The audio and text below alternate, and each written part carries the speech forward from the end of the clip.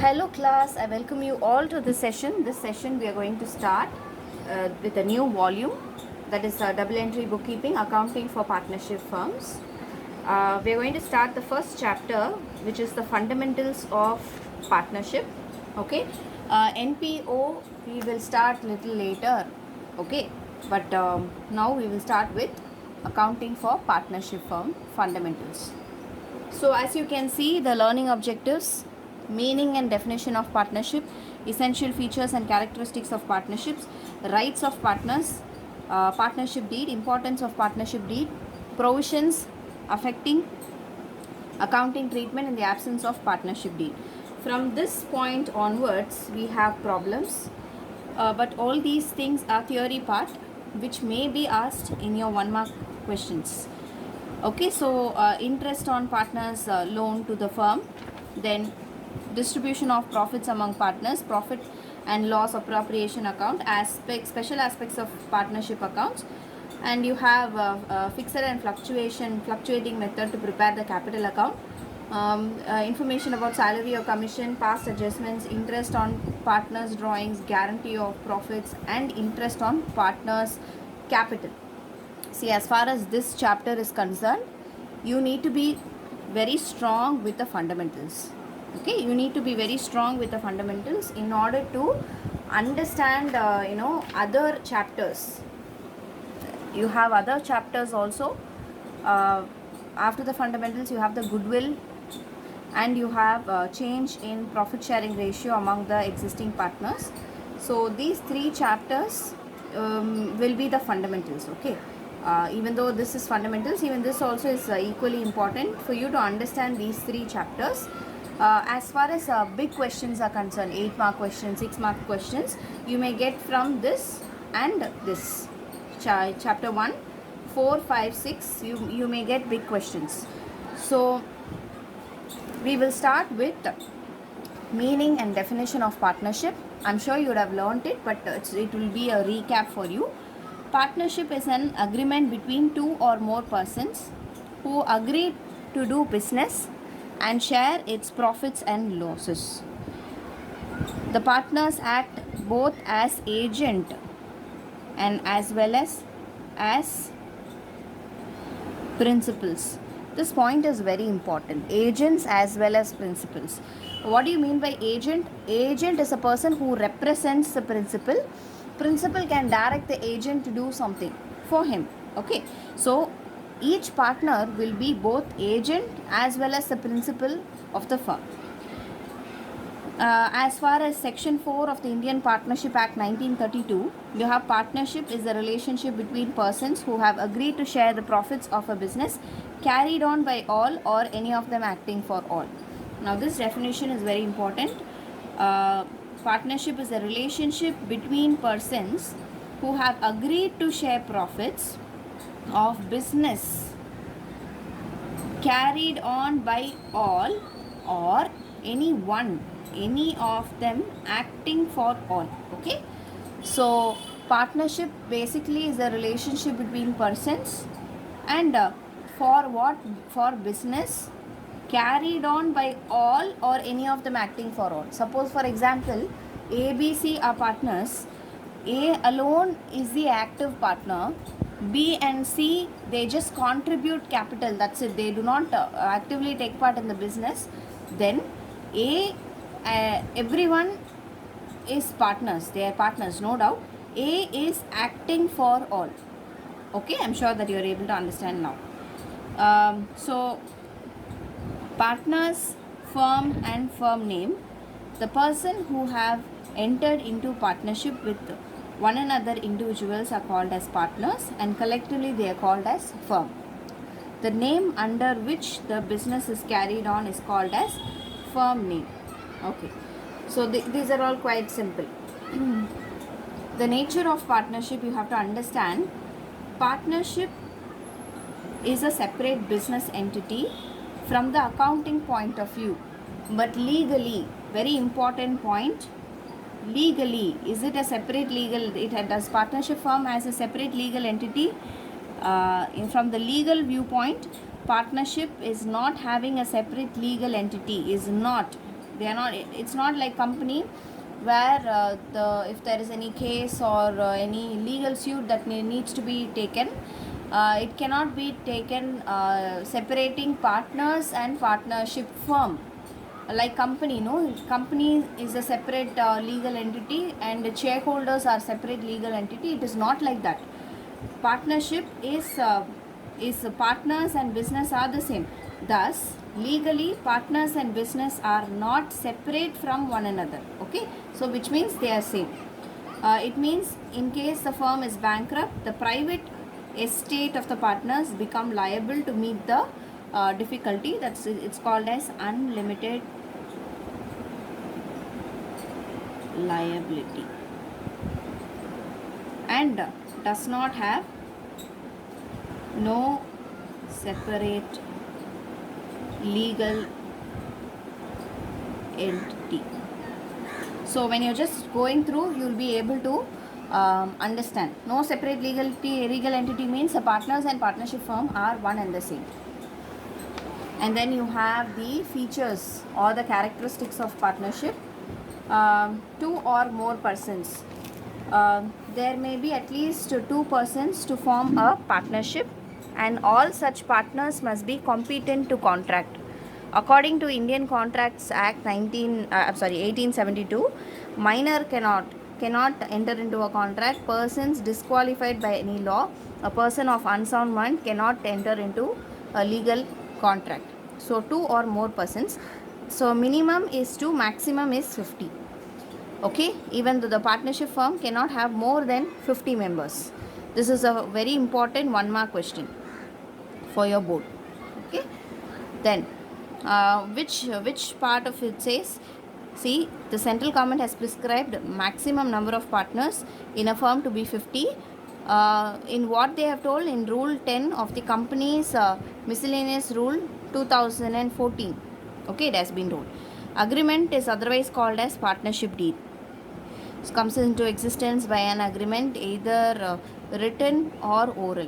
The agreement need not be in a written form, it can be oral form also, but practically it's better to have it written because to avoid future disputes.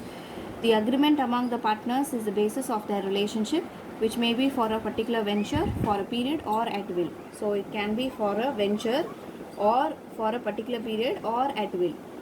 Now what do you mean by this? Particular venture is if you want to construct a building, okay, till the building is constructed, that is called as till the building is constructed, the partnership is being there valid. But after building is constructed, you wind up the partner, you dissolve the partnership firm. Suppose for period means 10 years the partnership firm will function. After 10 years it will be dissolved. Or at will means still the partners will willing to take up this partnership, it will be functioning. Then the third point is lawful business. It should be lawful business. See, business includes trade, vocation and profession. A joint ownership or charitable activity such as running of a charitable clinic is not business, and it does not function with the objective of earning profits. See, why you are doing a part? Why actually you are starting a partnership firm? You are starting a partnership firm for profits. Okay, and how can you attain profits? By doing business. That business should be a legal business. Okay, it should not be illegal business, it should be legal lawful business. So a partnership is formed to do a lawful business. Business includes trade, vocation and profession. Okay, and a joint ownership or charitable activity is not business, it's not partnership firm. Okay, and then profit sharing. Now the agreement among the partners must be to share profits or losses of the business. It is not essential that all partners must share losses also. See, sometimes what happens is that some partners may in the agreement itself they will mention that they will not share losses. So it is not essential that all partners must share losses also. Sometimes it can happen that only a few partners will be sharing losses. All the partners will be sharing profits. There may be a provision in the partnership deed that a particular partner or partners shall not bear the loss. That's what I told you. Then fifth one is the business can be carried on by all or any of the partners acting for all. This point is very important. Business of the partners can be carried on by all or any of them acting for all. See, partner is both agent as well as principal. That is what it's reflecting. All or any one acting for all. An agent is the person represents other partners and thereby bound them through his action. Bounds them is they actually, whatever he does, his action will be uh, even binding on the other partner. Say for example, ABC, A is doing a particular business in the partnership name. If something goes wrong or something goes right, even B and C will take the credits. Even B and C, if something goes wrong, B and C will be caught, like that. So it is binding, it is bound them through his action. The principal, he is bound by the act of other partners. Okay, so it's like this. So agent and principal. Then moving forward, the rights of partners. Every partner has a right to participate in the management of the business. Every partner has a right to consult it about the affairs of the business. Yes. Right to inspect the books of accounts and have a copy of it. Right to share profits or losses with others in the agreed ratio. See, participate in management, consulted about the affairs of the business, inspect books, share profits or losses with others in the agreed ratio. If partners have advanced loan, he has the right to receive interest on it at an agreed rate of interest. Suppose he has advanced loan, this is important. If he has given loan to the firm, then he has all right to receive interest on the loan. Okay, so interest is paid at the rate provided in the Indian Partnership Act of 1932, which is 6% per annum. Suppose the partnership deed says that it is to be more than 6%, 7%, 8%. Accordingly, it will be. Suppose there is no deed at all, then 6% will apply.